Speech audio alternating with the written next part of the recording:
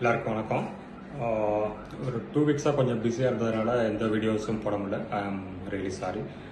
நம்ம இன்னைக்கு டிஎஸ்கே டைரிஸில் என்ன டாபிக் டிஸ்கஸ் பண்ண போகிறோம் அப்படின்னாக்க, நம்மளோட டீனேஜ் பசங்களை வந்து எப்படி ஹேண்டில் பண்ணுறது. நம்ம சின்ன பசங்களாக இருந்த வரைக்கும் பார்த்தீங்கன்னாக்கா நம்ம சொல்கிறத அப்படியே கேட்பாங்க. ஆக்சுவலாக இந்த டைமுக்கு வரணுன்னாக்கா வந்துடுவாங்க, இது படிக்கணும் அப்படின்னாக்கா படிப்பாங்க.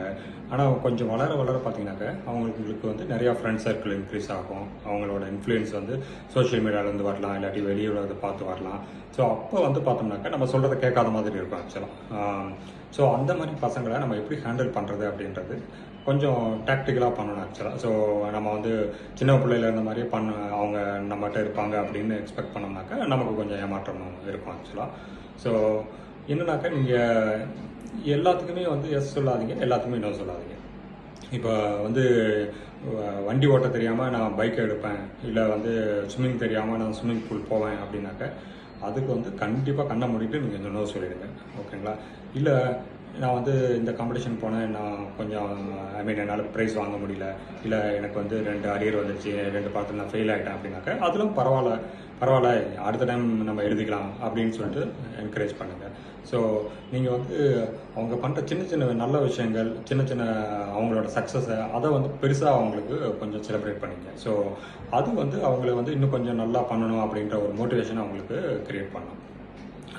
எல்லாத்துக்குமே வந்து அவங்கள வந்து திட்டிகிட்டே இருக்கிறது, இல்லை வந்து எதை பண்ணாலும் அதில் குத்தம் கண்டுபிடிக்கிறது, அந்த மாதிரி அதை விட்டுருங்க ஆக்சுவலாக.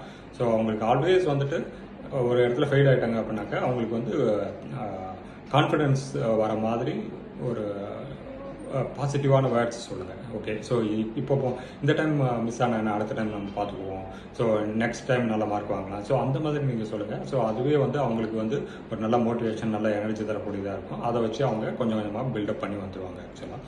ஸோ நீங்கள் வந்துட்டு என்னன்னாக்கா, அவங்களுக்கு தர வேண்டியது ஒன்றே தான். ஸோ அவங்களுக்கு வந்து அந்த கான்ஃபிடென்ஸ் மட்டும் எந்த காரணம் கொண்டோ, ஓகே, ஸோ லைஃப்பில் என்ன நடந்தாலும் சரி, அந்த கான்ஃபிடென்ஸை மட்டும் இழக்காமல் இருக்கிறதுக்கு என்னென்ன சொல்லணுமோ அதை மட்டும் சொன்னீங்கனாலே போதும். அவங்க ஆட்டோமேட்டிக்காக எந்த லெவலுக்கு கீழே போனாலும் சரி அதில் வந்துட்டு மேலே வந்துடுவாங்க. ஸோ அதை மட்டும் நீங்கள் ஃபாலோ பண்ணுங்கள். மற்றதெல்லாம் வந்துட்டு அவங்க கொஞ்சமாக வந்து அவங்களே கற்றுக்குவாங்க. ஏன்னா லைஃப்பில் வந்து அந்தந்த மொமெண்ட் அவங்களும் என்ஜாய் பண்ணணும்னு நினைப்பாங்க ஆக்சுவலாக. ஸோ அதில் அவமானங்கள் வந்தாலும் சரி, இல்லை வந்துட்டு அதில் சந்தோஷம் இருந்தாலும் சரி, அது வந்து அவங்களோட ஓன் லைஃப். அதனால் அதில் இருக்கிற அந்த சந்தோஷத்தை அவங்க இழந்துடக்கூடாதுன்னு நினைப்பாங்க.